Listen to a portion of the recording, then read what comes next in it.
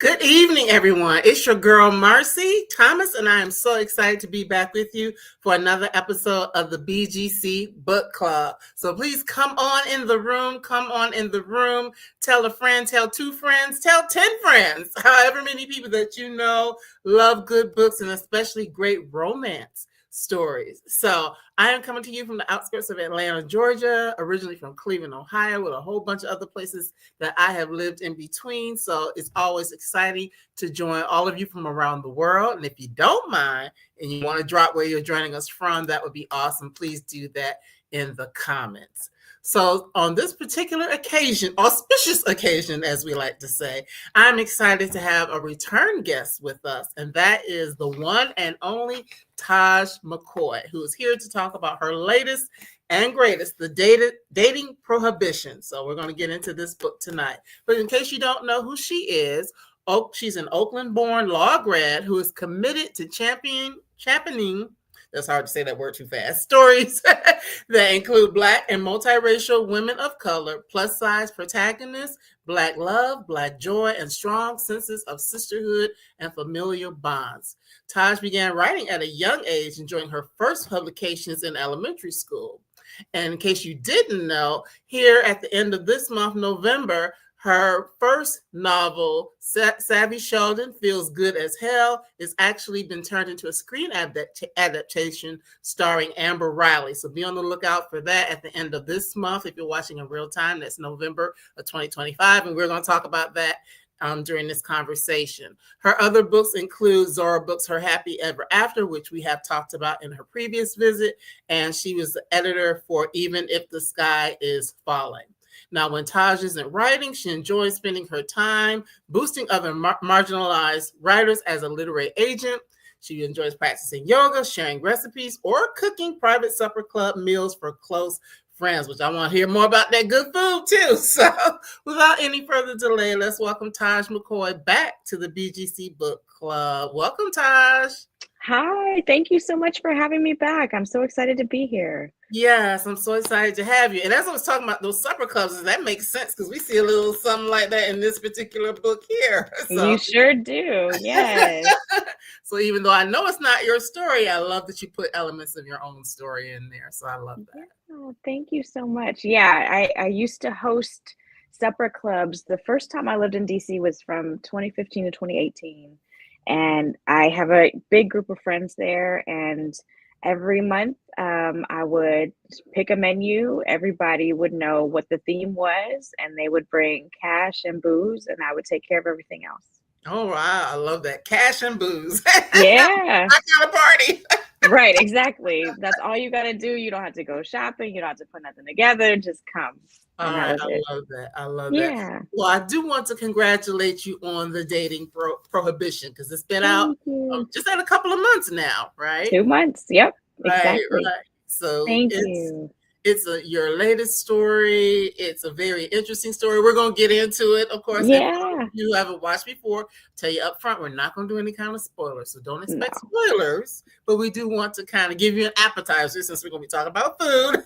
Yes, that's right. It's an appetizer to whet your appetite for taking on the full meal. So first and foremost, Taj, what was it that inspired you to want to tell this particular story? Spite. Okay. So basically, this story is a brother's best friend romance about a girl who has, gone through some life transition and has been trying to define for herself what's next. And so she decides that she wants to open a speakeasy supper club in DC. She wants it to be in a landmark building. And her brother's best friend happens to be a professor of historic preservation. And he's doing research on different parts of the Great Migration.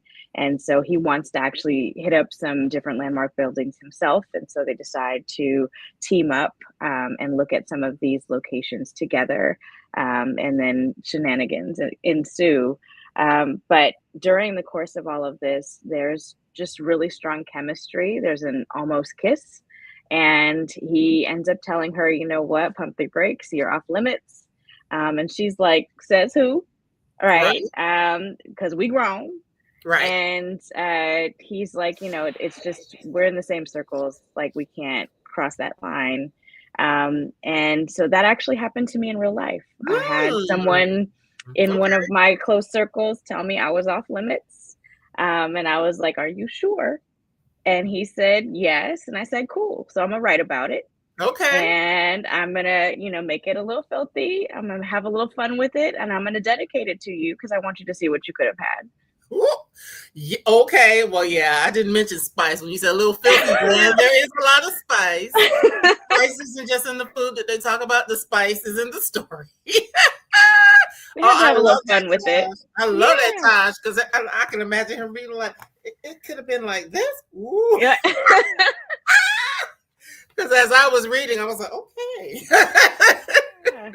Well, it'd be like that sometimes. They'd be like, and it's okay. I'm not afraid of spice. I'm not That's scared of right. spice. Anybody knows me. I love spicy food, so I love spicy life. Me What too. Yes, period. so that is what it is. But I really, we talked about this a little bit before we came on because everybody always try not to have the whole conversation before the conversation. Yeah. But we did really talk about it because the book is called The Dating Prohibition. And there are two ways, prohibition in terms of the type of business that our lead character Kendra is trying to start, kind of Right. got a prohibition theme and things like that. But then it's Yep. also the prohibition in terms of who are you prohibited from dating. Exactly. Exactly. And so that was my goal with that title. And I actually had to fight for that title because Really? my publisher thought that prohibition made it sound too negative. And I was like, no. I was like, you have to know my audience. My audience knows, like, especially with all of these nods toward Harlem Renaissance that are in Yes, the book, like we know that the Prohibition era fed into Harlem Renaissance. That's a part of our history. We're aware. And so, absolutely. like, in reminding them who the audience was, then they relented and let me keep it. Well, that's good. I'm glad that they let Yeah, you keep that title because it definitely is like a double entendre. It means a couple exactly. of things. So, Yeah. but I just want to start with like our two lead characters. We're going to start Hmm. with because we talked about a little bit about the story, but not who they are as Yeah. people. So, like Yeah. Kendra is this young woman who has had quite an interesting path in life, both personally and professionally. Yeah. And you've already mentioned that she had this one path that she was on, and then things took a turn, and she wound That's up right. going in a different direction. And Yeah. so she's in tech. Yes, she was in tech. She was a data cruncher. She had followed in her brother's footsteps. He had gone into tech himself, kind of on a slightly different part of the industry. But she followed him there and found great success. And then the most recent role that she had, she got laid off. Mm-hmm. And she had a nice severance package, and she took advantage of that. And she did some travel. She apprenticed under some cooks in different countries. She visited with family in Thailand and in the Philippines before coming back to her big mama's house in New Orleans, and then coming back to DC where she wanted to start her business near where her brother and his wife were starting theirs. Mm-hmm. Mm-hmm. Yeah. And it's just something to think about that. Number one, she was extremely blessed to even be able to do that. Yeah. Just have a period of self-discovery because Hmm. that's something because how many people in the world have maybe pursued a particular path and even been successful in that path, Yeah. yourself included, Right. Right. and Yeah. then, but that's not necessarily the thing that makes your heart smile. That's not the thing that, that keeps you up in the middle of the night for good reason. You know what I Yeah. mean? And so Yeah. what is it to be able to take time and actually consider what that would look like? Right. What is going to feed your soul?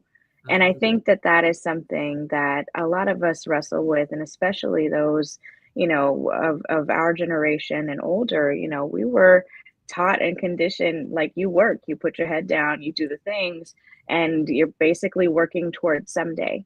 Mm-hmm. And for Kendra, that someday came a little earlier than it might for others. And she was really fortunate to be in a position where she could take that time for self-discovery, for renewal, and then come back and try to really do the thing that was her passion. And so I thought that was a fun thing to kind of play with, because that's been something that I had been considering a lot in my own life, like what would that look like if I were to, not live for someday. That's something. Not live for someday. Yeah. That's huge, because so many people do. And who's to say that someday is going to come, number one. Exactly. And It's even if not it promised. does come, it's not promised. And sometimes what you might have thought you could do someday might not even be an option to you at a later point in time. Exactly. That's something. Yeah. So she goes away, and when we first meet her, she's back home after a couple of years of doing all this whirlwind travel and, finding herself falling in love with, the idea of cooking and wining and dining, and, comes up with this great idea. And she comes back home, and we meet her family.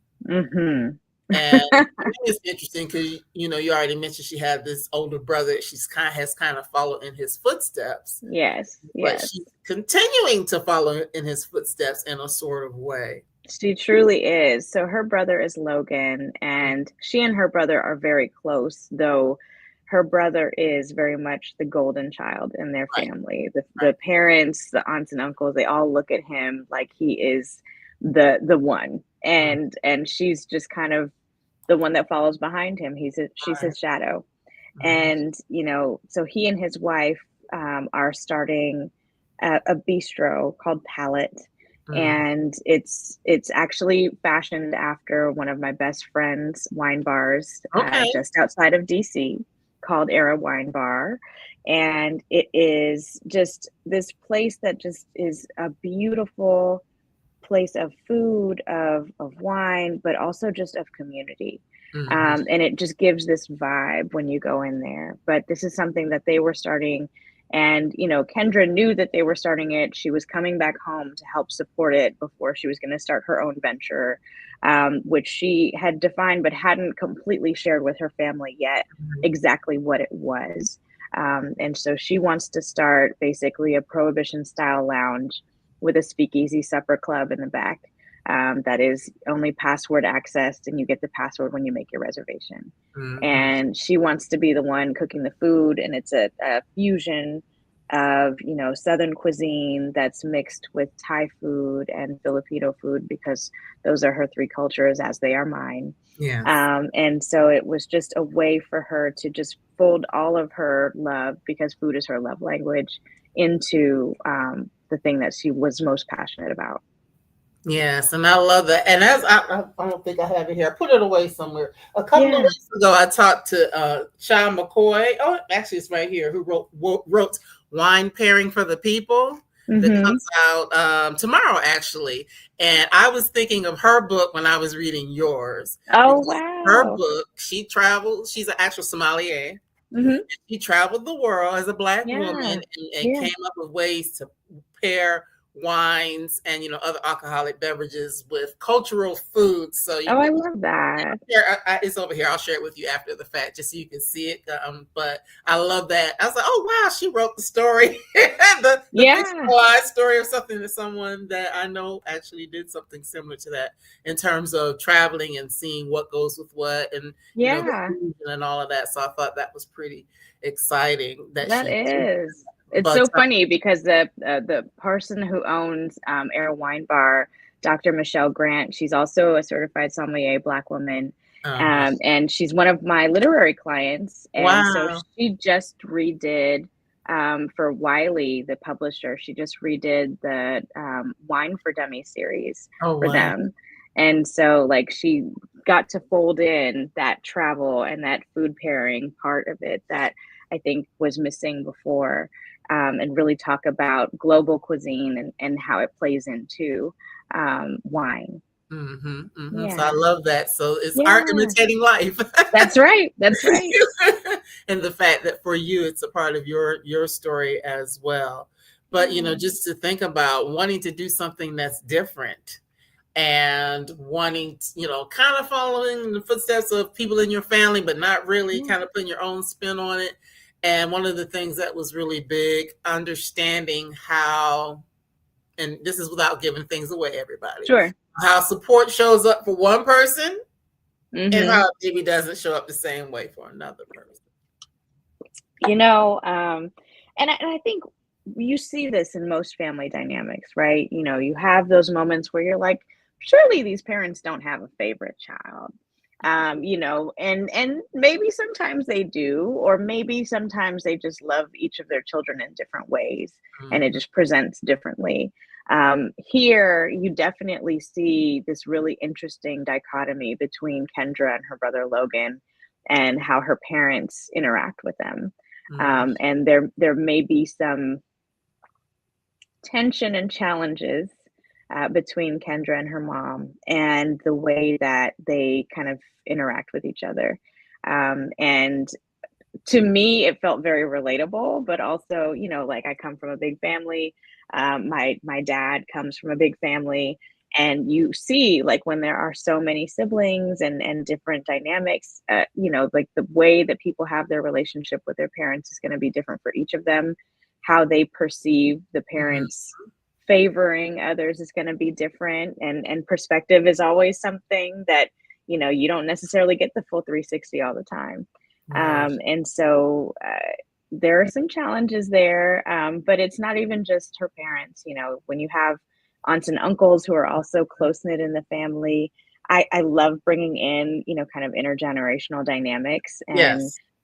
being able to kind of share like what that looks like, and how community supports community, but also sometimes where we have some challenges. Right. Yeah, and so like it was a fun thing to play with, you know, kind of showing that sometimes you see the siblings competing with each other, and sometimes you don't. Sometimes you see them supporting each other, and it's really the parent that is seeing them differently. Mhm. And so I wanted to play with that dynamic as well. Yes, it's definitely interesting to see that because I mean we know that a lot of times the way a male child is treated is different from the way Mm-hmm. a female child is treated. Truly. And you've got Yes. someone who's single, and you know what things people think about someone who is single, even though you can be really successful, but you're single and you're a Yep. woman. So all of those sorts of things just are, you know, they're real. And Yeah. you know, even in times when, you know, I'll tell y'all when y'all reading, sometimes you're gonna get frustrated. Yes, you Like, will. why? Yes. But I mean, but those things are real. Yeah, well, and it's on purpose, right? Like, I feel like if everything about the romance is tied up with a bow and easy, you could be done in 100 pages. You Right. have to see the internal conflict. You have to see the why should they, why shouldn't they? You have to Mhm. see that there are high stakes, and if this goes poorly, you know, everybody loses. Right. And so, in doing that, part of the goal is to frustrate you and have you be like, why won't you just make this choice? Do the Right. thing, you know, Right. like it'll be good for you. Right. But you know, we know by looking at our friends, by looking in the mirror, people are hard headed. Hard. And people, you know, might see something that's good for them, and they go walking in the exact opposite direction for the Mhm. longest, only to finally come to their senses eventually. And Mhm. so, art is mimicking life in that way. Definitely so. Definitely so. So we have talked about Kendra and her crew. Yes. So let's BJ gets BJ. he's a part of the story. We see him early on, but he has an interesting place in the family dynamic or community dynamic as well. That's right. So BJ is Benjamin Stevens. He is Logan's best friend, whom, you know, they have been tight since high school. And he's been someone who has been a part of Kendra's life for more than half of it. He has been a mediator between her and her brother when they fight. Mm. He has also just been in the background, and you know, maybe she hasn't always picked up on it, but even back way back when, she was crushing on him. Right. And so like it's coming full circle now, but also they're grown now, and it's different now. And so the way that they are able to speak about things, the way that they look at each other, it's no longer, you know, like a high school kind of crush. Now Right. it's a full blown uh, chemistry situation. Mm-hmm. And Yeah. that's just really interesting because, to the point of, you know, I wrote down a couple things just as food for thought. What makes someone off limits? And I'm not Yes. talking about single and single. I'm not talking about Right. other stuff that you would be like, okay, yeah, that's off limits. But if we have Yeah. two single, attractive adults, what would make them off limits? Yeah. Well, and it was so funny because right before the book came out, I had seen this kind of like conversation. I think it was on Threads, and Okay. people were talking about how they really didn't like in brothers best friend romances, Hmm. that forbidden love aspect, because they really didn't like a brother stepping in and Mm, saying who his sister could and could not, be interested in or pursue. And thankfully I had sidestepped that. But yeah, yeah. here it's BJ who's setting that limitation, that boundary, and Mhm, he just feels like, she's in the family. If mhm, if things go awry, like he feels like his best friend and that circle, that's all he has. His family's gone. mhm, And so for him, like that's all he's got. He doesn't want to lose it. And so to him, it's not worth the risk, even though he knows who Kendra is. He mhm. knows that she's worth it. It's just a fear for him. And a lot of times when we're dealing with men who haven't necessarily managed all of the baggage that they carry, haven't Right. necessarily been to therapy the way that they need to, there are Mhm, going to be some things that they still need to work on in themselves and unpack. And mhm. so every once in a while, you might feel like BJ is just stringing our girl along. And there's some reasons behind that. Yeah, yes, because he was getting on my nerves. He's on games, but Yes, I also wanted it to feel accurate for yes. DC. Oh, okay. Well, let's mention that. Let's talk about that for a minute. Accurate for DC. Yes, because that's very Yeah. specific. DC is its own animal when it comes to dating. The ratio is awful. And so if you are a woman looking for a man who wants to be monogamous, it is rough out there. Mhm, And like, so when you're dealing with these guys, like a lot of times you're finding someone who isn't completely emotionally available, who has uh, more than two handfuls of options, and really it is okay with being a bachelor for any number of years before they're really ready to settle down. And mhm, until they're really really ready, like they're just playing in your face. And mhm. so like it's been, and I say these things from experience, y'all, like this has been my reality, okay? But at the same time, it's when you see that they're ready, they really do lock in Mhm, and do what they need to do. And there really are some really good guys out there. And mhm, so like there's that balance of, like, is this one really ready? Is mhm, Does this one have some growing that they need to do? Do they have some self-work that they should be doing? Are mhm, we sometimes pushing people before they're ready? Are mhm, Like there's all kinds of dynamics at play mhm, there. mhm. Yeah, Yeah. that's true. Yeah, pushing someone before they're ready. Mm. Wow. Yeah. Yeah. I know I've seen it. I definitely have some friends who have given ultimatums and all the things. And Mhm. for me, like I would rather stay single than push somebody. If they're not ready, they're not ready. Same, same. Hmm. I'm happy and single, so it's like Yes. somebody has to add to that. If Mhm, they take away from my peace, it's not worth it. mhm. Yes, peace is a premium. It is. It It is is. a It's a premium. blessing. Yes, but it is something though to think about that, and I like the fact that you brought up that it's a DC thing. I say probably be the same way in Yeah, Atlanta because I'm in probably. Atlanta, probably Yeah. not worse. But yeah, I mean, it's something to think about, because people who are looking for love or seeking love or partnership or whatever the case may be, Mm, that there can be a lot of things. It can be, the environment, the atmosphere that yeah. you're in addition to Oh, whatever yeah. is happening with that person individually, their own stuff that they're working through. And, the fact that, yes, BJ, he's a professor, he Yeah. is this, historical preservationist. I mean, he's on his Mhm. game when it comes to his career and things like that. Yeah. And so that would be a whole nother thing that would give him a level of option that maybe, others might not have. But, Yeah. but even though he's got all that going on for himself, he still Mhm. does have some things that he's working through. That's right. That's right. And we all do. And so it's one of those things, like he's just recently been granted tenure. He's at a DC university.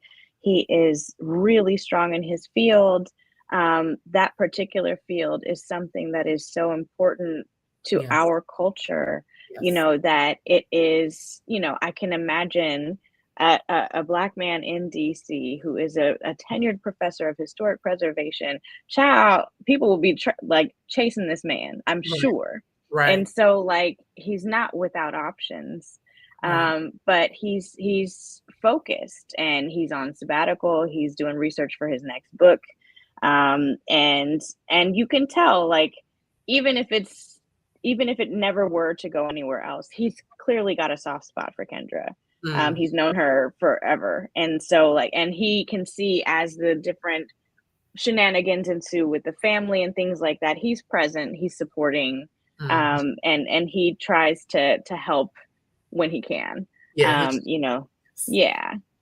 Yes, and he is definitely a diamond in that way, is that, the Yeah. level being a supportive person, because both of them actually, and you just brought up an interesting point, because both of them are at places in their lives where they've done some work to get to a certain level and they're wanting to Yeah. go to the next level, and they That's have these right. big dreams, these big goals. And so Mhm. sometimes that can be a thing. It's like, okay, Yeah. yeah, I don't necessarily want to be alone, but at the same time, I'm trying to get my other stuff together. Yeah. So, That that, part. yeah. It's true because, sometimes you are, I mean, we like to say it as equally yoked, right? Like, you want somebody who has a similar ambition, who wants to build with you, who will support your dreams just like you're going to support theirs. Mhm. And sometimes you find where you have one person who is super, super ambitious and who's a go-getter. They're going to go out and do it. They're going to hustle everything. And then someone else who's kind of hanging back in the cut and they're looking at you like, okay, well, you're doing too much. Right. I need you to slow down. I need you to be in the house with me, Mm. and like stifling, and we see that. Or Yes. we see those who, see a successful woman who has multiple degrees and is about her business and is ambitious. She's looking to build, and they're like, nah, I can't.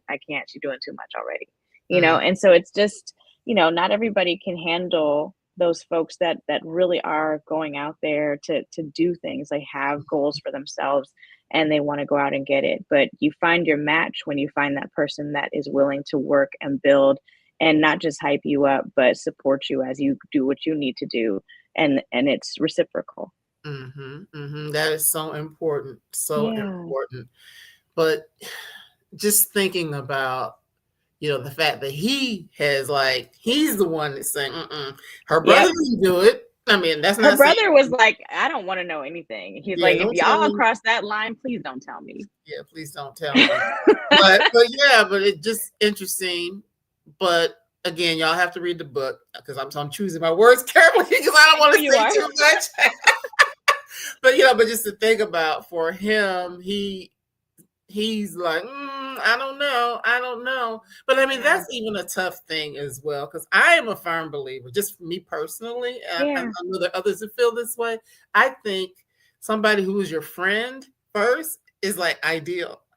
100%. 100%. I think the same you thing. know, you know. Yeah, because you already have gotten past those barriers where you can truly be yourself. If they're really your friend, you don't have to put up any kind of performance. You don't have to hide your silliness or your goofy side or whatever. You can just be you.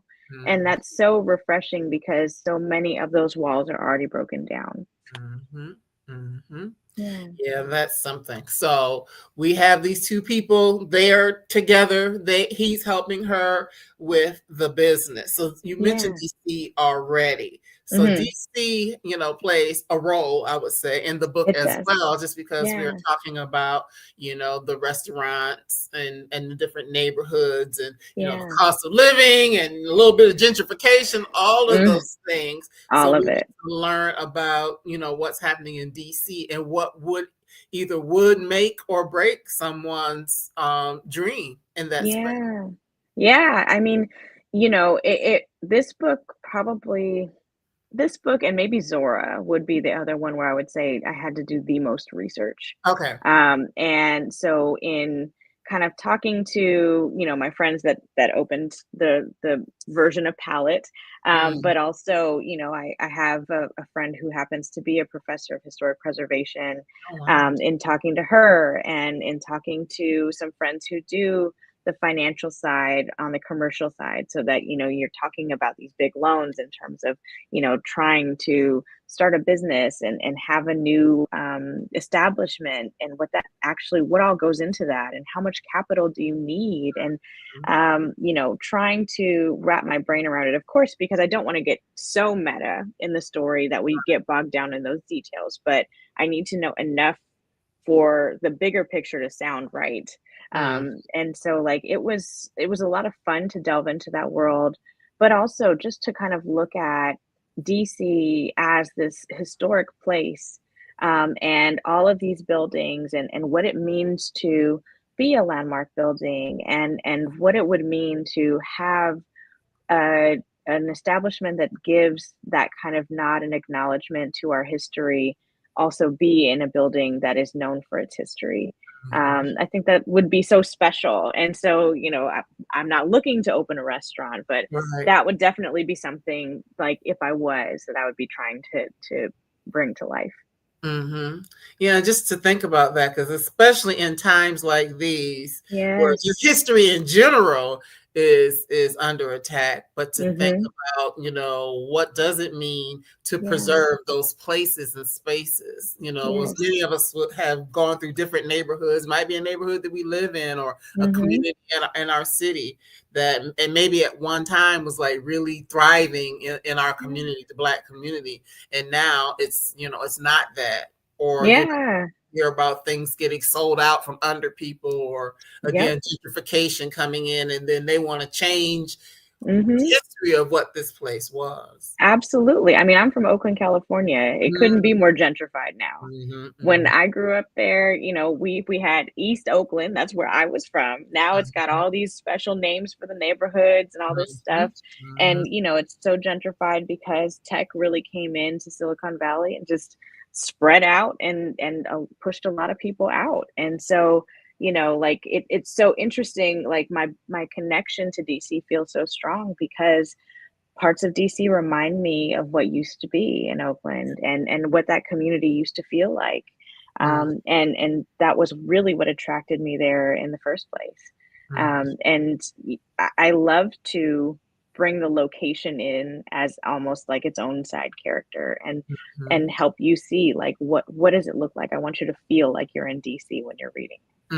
I definitely did. Yeah. And well, again, not to spoil anything, but there Right. is another option, There is. and you have to read the book to find out what option Kendra ultimately chooses. But she's Yep. also looking at a place that I'm familiar with because I used to live in Savannah, Georgia area, and Oh, that's okay. Charleston, That's South Charleston. Carolina. So very Yeah. similar with the historical preservation and all of those sorts of things. So that's another option. Yes, yes, and I wanted to kind of bring Charleston into it, and show, like there are it's not just DC. Like there are so many places, that are a part of our history, that are important to us, that have landmark buildings, that have, pieces of, you know, things that we should be preserving. And in Yes. a time when so much of our history is being erased, it's necessary for us to continue to look back and to continue to remind people of what was, because we don't want all of that history to be lost. That is so important. Yeah. So these two are navigating relationship, or what is or isn't going to happen in the Right. relationship. and how can I put it? Once they, because I mean, we know it's a romance, so we know that ultimately there's going to be some. Yeah, we know that ultimately there are going to be some things that happen with them. Yeah. That's not saying too much. You just have to read it to find out how. That's It's right. not the That's what, right. it's the how. It's But the then, how. oh, look, oh, somebody, I got to stop to show this right quick. Ooh, I was just talking about Taj McCoy for someone's steamy lit haul. We loved Zora. Thank you so much. I appreciate y'all. Yes, Steamy Lit was a vibe. We just got Yeah. back from there yesterday. Yes, that's exciting. Thank you, Yeah, Margaret. thank you. But yes, but just to think about navigating all of these things and, you know, making certain decisions about how you're going to interact with each other. Yeah. And then also doing that in the midst of a whole bunch of nosy, meddling. Relatives, friends, everybody's just in the Kool-Aid. Everybody's in the business. Yes, But I actually found that yes. kind of fun because it's true, Yep. like, where the brother, is like, Logan's like, I don't want to know, don't tell me nothing. Yep. There's, cousins and, and aunt, and I loved Auntie Mac. I loved her. Auntie Mac, yes. She's my you fave. know, and Shonda, other people who are like all in the middle trying to figure out what's going on. Shonda, cousin Lonnie. Cousin Lonnie. Yes. She's I loved hilarious. all of them as well because they, they brought the comic relief. Yes. Yes. They were the ones that, and that's how your people are though. A lot of times they'll try to spur you on. Yeah, go for it. Do this, do that, girl. Get your neck, do the whatever. thing. Girl, literally, like, oh, he gonna crack you tonight? Oh, okay, cool. Like, it's just they're funny like that. But literally, I have had a time where I had someone that I was maybe interested in come and meet me at the wine bar, and literally all I see every time I look up is just eyes, just like, what's happening? What's she doing? Are they? Is it working? What's going on? And you could just tell everybody's just waiting because they want tea. And so it's just like, mess. Yeah, it's mess and and secrets that people don't want to keep, all that kind of stuff. All of it. All of it. Yes. So, but that is something to think about because I've never been in a situation like that necessarily. But I think that I guess that is one of the things of doing something within a friend group or a close-knit group as well. Yeah. Because everybody's gonna have their thoughts and feelings and opinions and all of that. So that was interesting to see. Yeah. Well, because it was like, I think there were definitely proponents for them trying things out. And then there were others who were like, I don't know, like I kind of feel a way. Right. And so it's always interesting to see how that presents itself, but also what you allow to influence whether you do or don't make any kind of move. That is so true. That is true because one of the things I wrote down is moving past your real and perceived obstacles. Yes. How do you do that? How do you, take a stand for yourself and say either this does or doesn't work for me, whether it's something personal in a relationship or in a business space as well. Because of course, in this book, we are looking at both things at the same time. So how do people like, yes, you can hear what others have to say, but ultimately you kind of have to sit with it yourself. That's right. That's right. And I think that, one of the things that I really wanted for Kendra, I wanted her to be resolute in the fact that, like this business is what I want and I'm going to pursue it. I'm going to go after it. I'm not going to give up on it. I'm not going to, change it into someone else's dream. It's mine. And so like in holding on to that piece, everything else, if it doesn't fit the mold for what she's trying to do here, none of that other stuff matters. Right. And so for her, whether she had family support or not, whether BJ was going to see it through with her or not, she was going to do the thing that she set out to do. And that was, really what I wanted for her was for her not to lose sight of herself or shrink her dream so that she could have the other things too. Right. Because so many people do. Yes. Because having an opportunity to,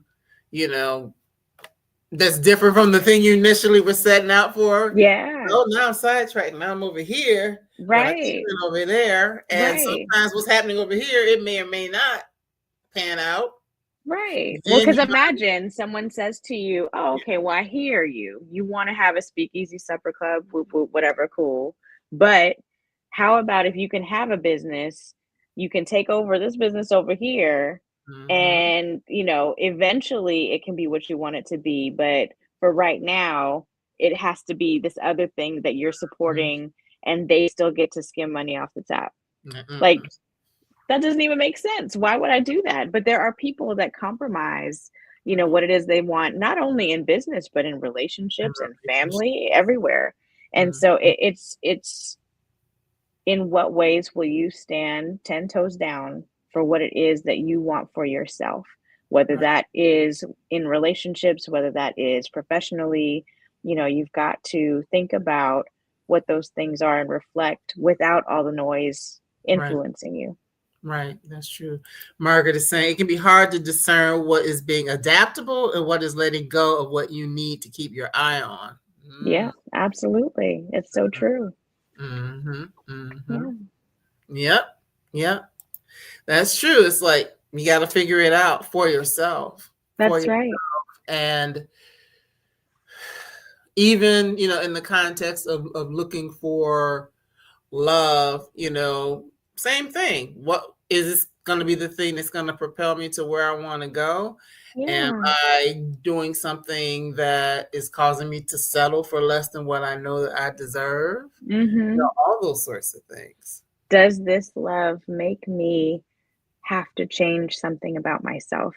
And is that change something that I do willingly or something that I feel like I have to do in order to keep it? Girl. We can have a whole nother conversation. Okay, about that. Right. We could absolutely. But that one requires a cocktail. Yes. Oh, okay. Oh, this is sexy lady. Margaret just invited me to your channel. Oh, okay. Hey, girl. Hey. That's Kiana. Forgive me if I'm saying it wrong. Kiana, no, that's right. I remember Kiana. I remember that spelling. Oh, okay. Yes. I said it correct. Well, welcome, Kiana. Come on back. Y'all. Hey, y'all. Hey, girls. Hey. Yes. But love to see it. It's just something to really think about, though. So, she's the one with the epic haul. That's it. Oh, yeah. She's the one that got all the books. Listen, the folks at See Me Lit, it was like every other person had at least one cart, and they were just pulling massive hauls of books. It was amazing. Yes. Similarly to Black Romance Book Fest. Yes.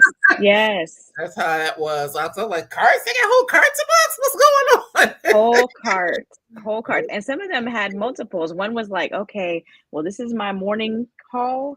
I'm gonna go upstairs. I have my other section, and she had like more than one cart. She had to bring it down. Yeah, she said she got way too many books. I know that's right. TBR is out of control. Yes, because y'all see all the stuff that's behind me. There's a whole bunch of other books that y'all cannot see. Right.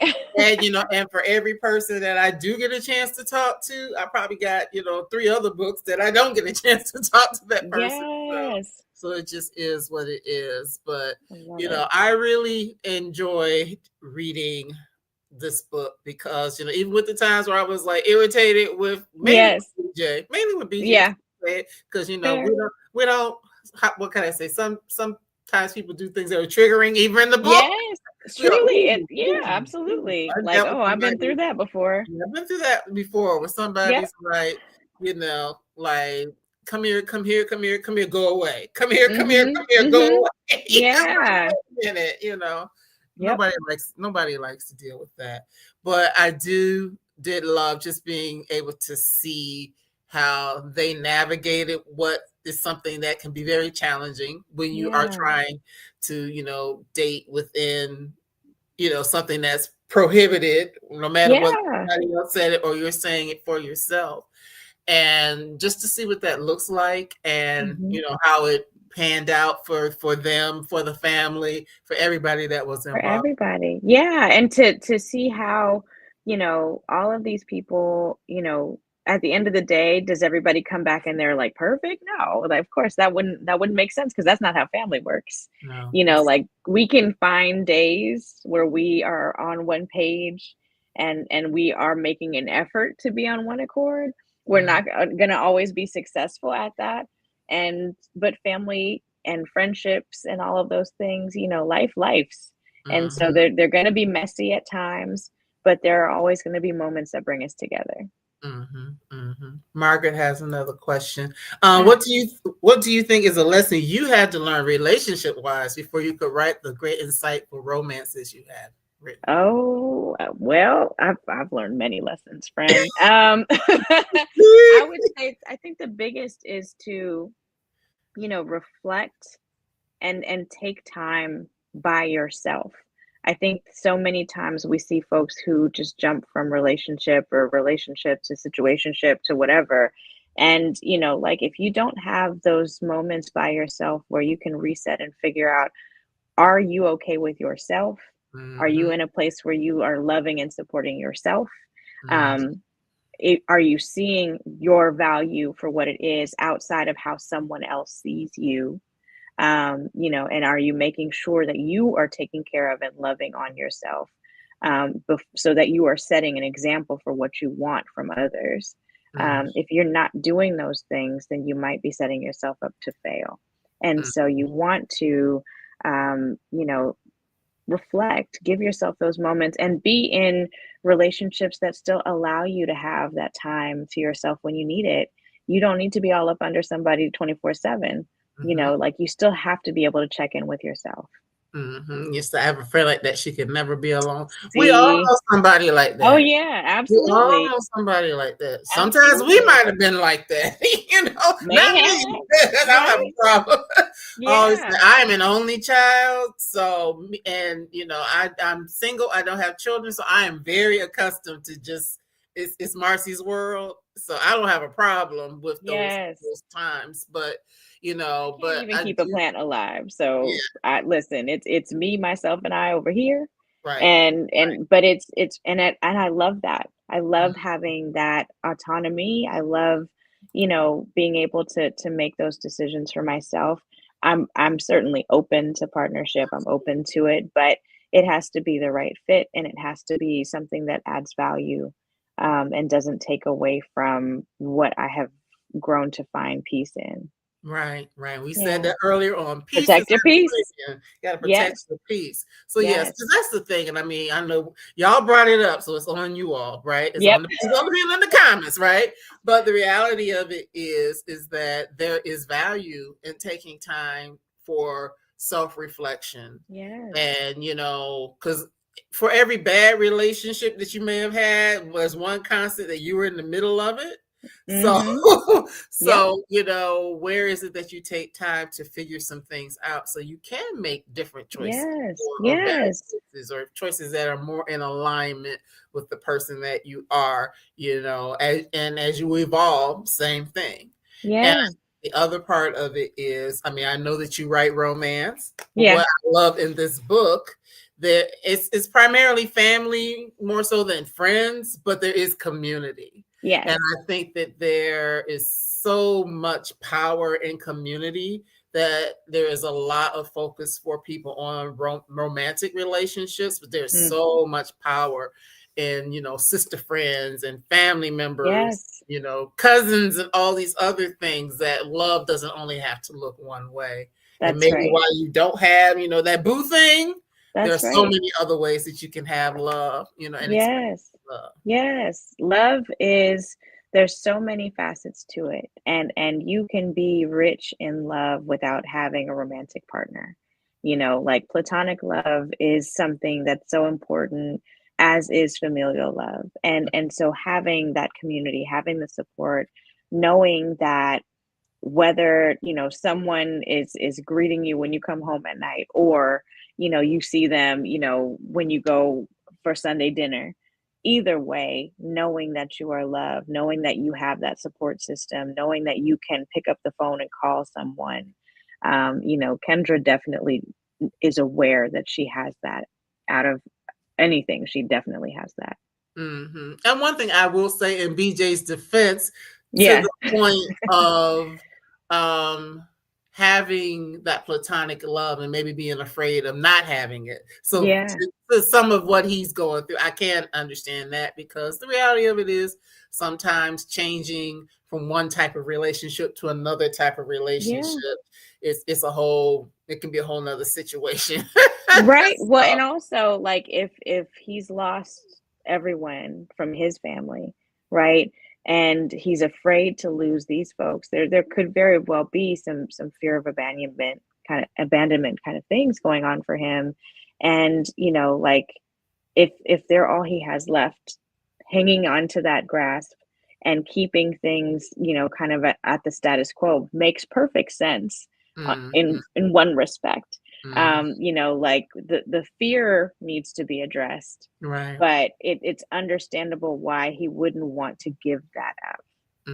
Understandable. Yes, rock Yeah. solid in love. Kendra sounds like a great character too. She is. Thank you. So, in these last few minutes that we have, I want to talk to you about a couple of things, because as I Sure. mentioned in your bio, and as you told me about your time at Steamy Lit, Yes. that some of your time was spent, meeting all these wonderful people, signing books, all those things, but that Yeah, you also work as a literary agent. I So do. just tell us a little bit about what that looks like in 2025. Yeah, well, it's a little crazy out there right now in terms of publishing, but I have been really, really lucky. I would say I'm kind of a generalist. So I represent folks that write kid lit, so picture books, middle grade, YA. I represent folks that write adult fiction, mysteries, romance, thrillers, suspense. I don't really do adult horror because I'm kind of a chicken. Okay. And I don't really do epic fantasy, Okay. but I can get into like cozy, I could get into romantasy, I could get into maybe a portal situation, but it's mostly going to be on the contemporary side. I would say my things tend to lean commercial, but I also rep illustrators, and I also have some nonfiction authors, and so a little bit of everything. But I try to be really intentional about who I choose to partner with, because I believe in being a career agent where possible. I want to be able to help someone build and grow their career, beyond one publication. And so, in what ways can I help them achieve their goals? And so I'm very intentional about how I do things. I know for those who have queried me, y'all are waiting. I know you are. I appreciate your patience. But I'm very intentional about it. But also, when it comes to taking on new folks, my current clients always come first before I really get into the query inbox and all the things. And so if they have needs, like those are always going to supersede.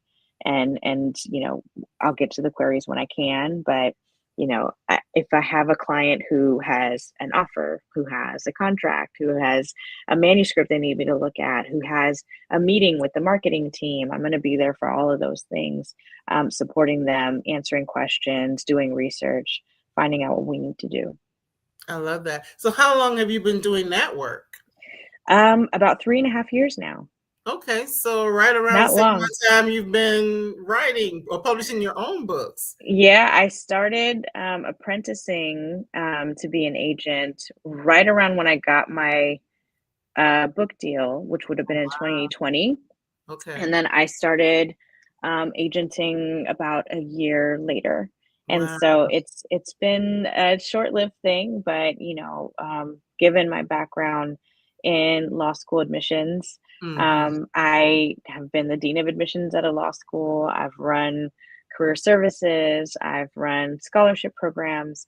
A lot of the things that we do as agents are very similar skill pattern wise to what I was doing in admissions. If you think about reading law school applications, that personal statement is a lot like sample pages. Mm, Getting a sense of, how that person might fit within my list is similar to thinking about how they might fit within an incoming class. Thinking about how to support someone's career as a lawyer is very similar to thinking about how I can support someone's career as an author. In what ways I can connect, in what ways I can support, and remembering that as a literary agent, the nice thing is, I'm thinking about actively who I want to be working with as a partner. I'm not working for anybody, we're working with each other. And so in what ways can I find the folks that are the right fit so that I can support their goals and they can give me what I need to be able to do that. I love that. I love that. Yeah. It's a partnership. It's a partnership. A Yeah. partnership. So, as an author who is an agent, how do you balance those two? Because like you're always reading other people's stuff, Constantly. you're over here like researching and writing your own stuff. Yeah.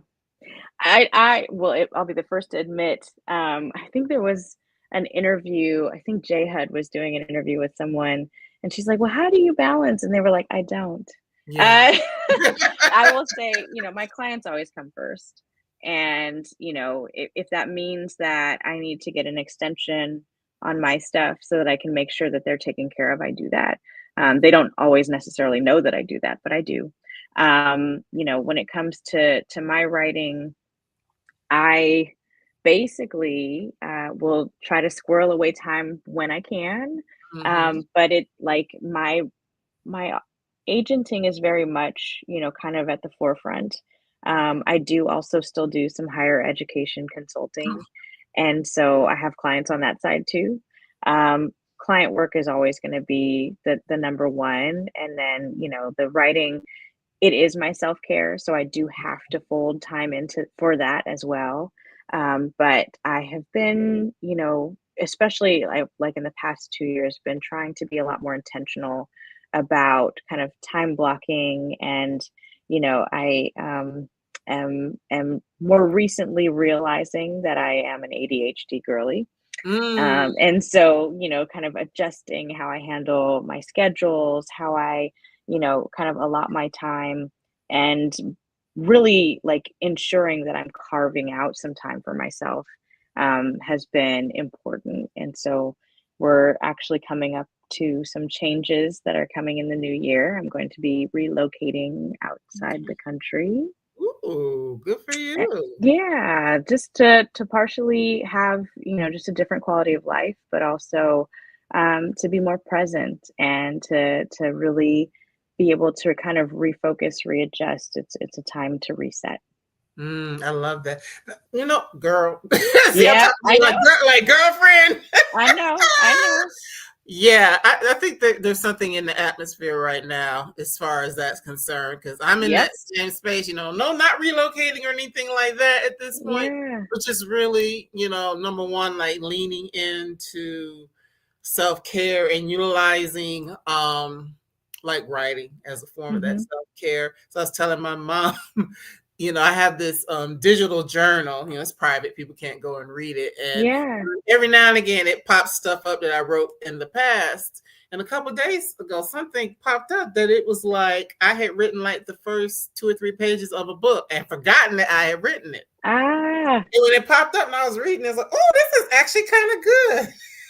I love that. Yeah. So now it's like, I know that, the word intention has been one of my words for the last few years, that I have to be more intentional about taking time, even if it's just 15, 20 minutes to, to ideate or to write things down or to plot things out or, do something where it's a little bit of research, whatever it is. Because yes, I am reading a lot of books and talking to wonderful people like you, Taj, but that thing that was sitting there I had forgotten about.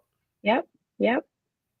And it does feel good to sit and, just write things down and, whether it's just journaling personally or tell a story and things like that. So it's necessary. It's necessary. And I think that there are times where all of us, kind of need to sit and think about the things that you are allowed to do and remind yourself you are allowed to do those things.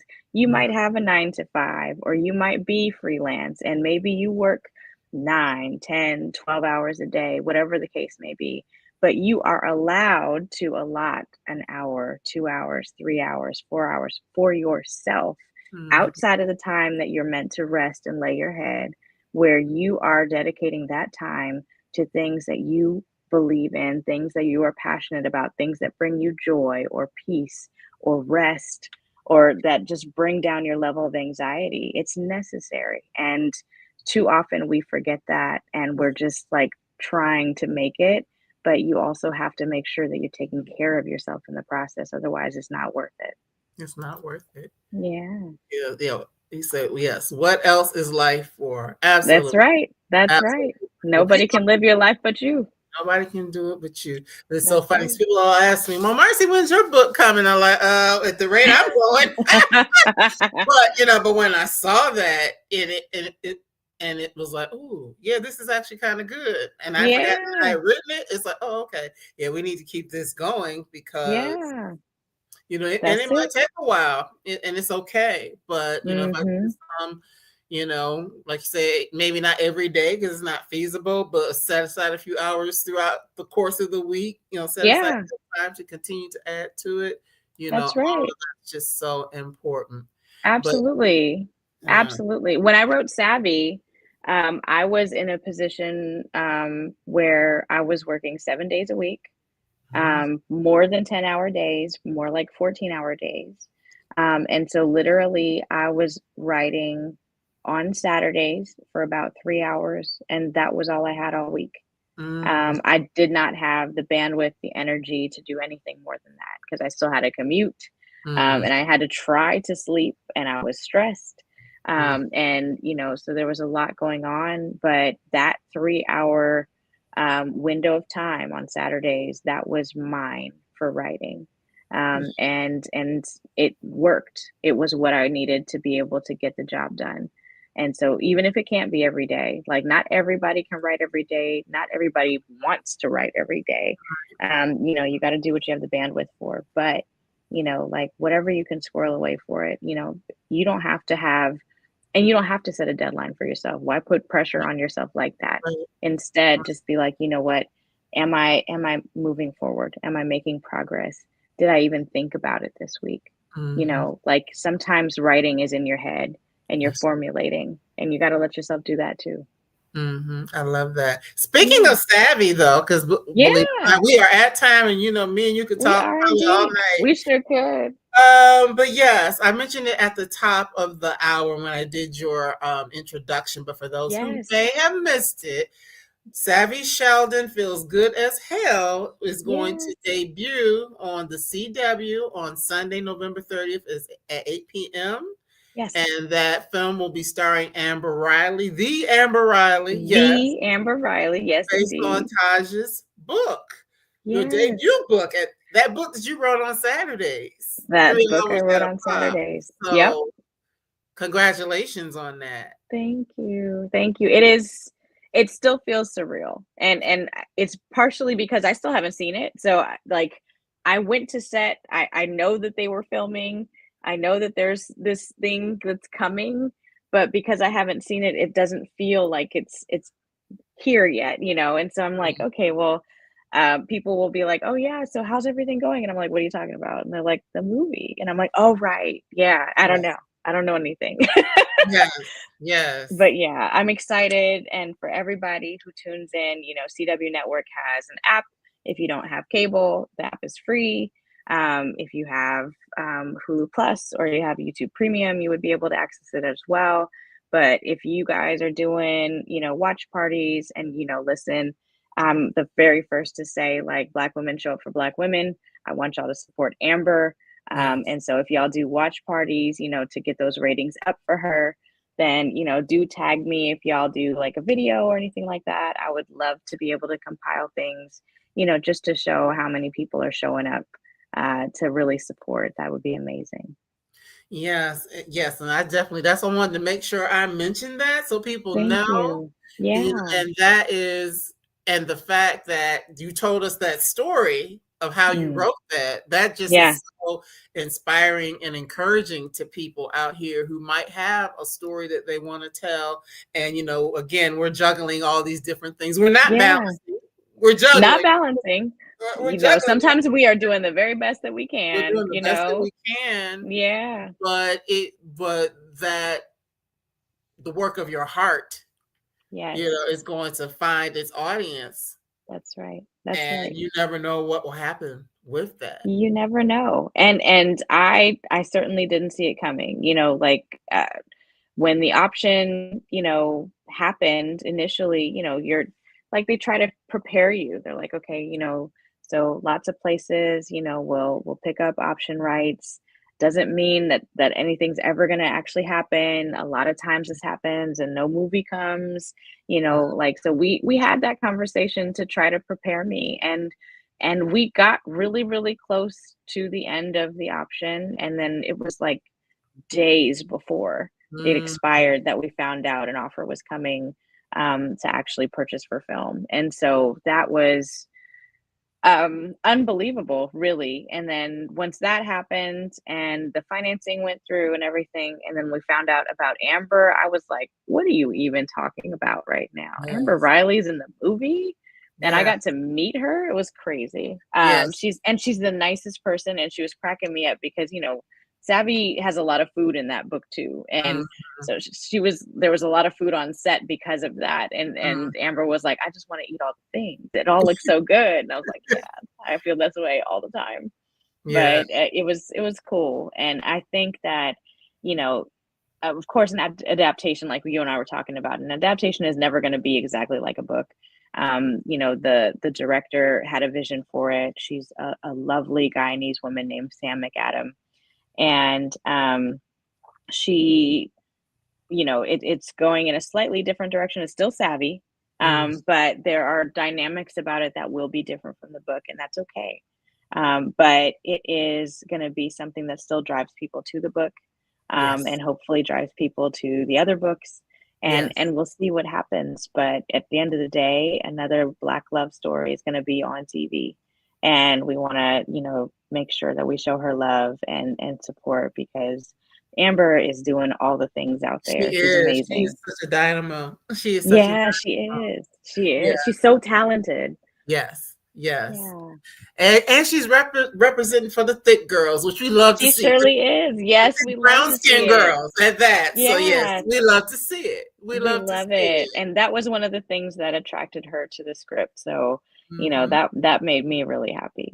I love that. Yeah, I love that. So thank you so much, Taj. We could keep talking. We could, but we to could. remind everybody who if may have come in late, we started out talking about the dating prohibition. So that's We what did. this conversation is really about. Introducing this book is a couple months out, old now, but Mm-hmm. I know you are still out there in the world promoting it and things like that. As you mentioned, Indeed. you at the time of this recording, you're just getting back from Steamy Lit Con, but you've got a lot Yes. of other things and places that you'll be coming in the months ahead. So is there any particular place that people can be on the lookout for you soon? I would say the biggest one that's upcoming is going to be the 2026 Black Romance Book Fest. I am very much excited to be returning for year number 2. Yes. This past year's event was a vibe. It was a love fest. The energy was incredible, and I just know it's going to be even bigger, even better this coming year. So that would be the one that I would say I'm most looking forward to. Yes, and we met. I should have pulled up the picture. We actually met Yeah, at the one this year. So we did. I was telling Taj, I'm gonna sneak in next year because that thing Yes. is the hottest ticket in Atlanta. So we'll see. But It, yes, I definitely looking forward to that from you, or you having that yes. opportunity as well. I know there's Thank this you. book, and there's gonna be more and more things to come. I know, Taj. So it Indeed. has been such a pleasure to have you here with us, Thank and you. I look forward to, more from you. And, folks, if you want to reach out, you can see the places where you can, follow Taj and, maybe Yep. find out more about all of the work and things that she has going on. So All the things. again for being here. If you could just hold on for me for a second, I'm gonna let you get Sure. that water while I give people some announcements, and Okay. I'll be with you in just a second. So we can talk for another hour offline. I'm not gonna hold you like that. All right. So thanks again, Taj. I'll see you in just a moment. Thanks, guys. Yes, it's always a pleasure to have these wonderful woman writers here in this space with us. And in the case of Taj, she's doing so many other things as well and supporting other writers, which I think that is really positive because so many of us have stories to tell and we need good people like her who will partner with us to make sure that those stories are told. So if you haven't picked up a copy of The Dating Prohibition yet, there is a spot where you can find it, and that is at the Brown Girl Collective bookstore, which is just that, Brown Girl Collective bookstore, which is a part of Bookshop if you are a person who likes to shop on Bookshop. So by way of announcements, just to let you know, I've been kind of sharing guests in threes. So the next guest is actually scheduled for right now for Wednesday, which would be November 5th if you're watching in real time. And we'll be talking to Keisha and Blaine about Without Fear, Black Women and the Making of Human Rights. So that is on Wednesday. And then a week from today, which would be 11/10, we will be talking to Lauren Morrow about her debut novel, Little Movements. That's a week from today. And then next week, Wednesday, which will be, I'm trying to keep the dates in my head, gotta think. The 12th of November, we'll be talking to Jody Ann Burry about Authentic, the myth of bringing your full self to work. I know that's gonna be interesting. Like, do we get to bring our full selves to work? We're gonna find out. Because she does say it's a myth. So that part, that kind of tells you right there. Unless you're doing great work like what Taj is doing, or me in this space. Yes, I'm bringing my full self to this, but the day job can be something different. But anyway, on that note, thank you everyone for being here. Thank you for your participation. Again, please tell people about the Dating Prohibition. Follow Taj for all the wonderful things that she has going on. And somebody's got a comment. Yes, I am booked and busy. Yes. And this is just, I'm just tell you, like, sexy lady. This is just the tip of the iceberg. I've got even more. These are just the ones I'm telling you about. There's more. I'll be going till like mid-December. So just so you know, I stay booked and busy and got people booked for next year already as well. So, but thank you so much for being here. Thank you for being a part of this conversation. And I look forward to seeing you again real soon. Take good care. Bye-bye.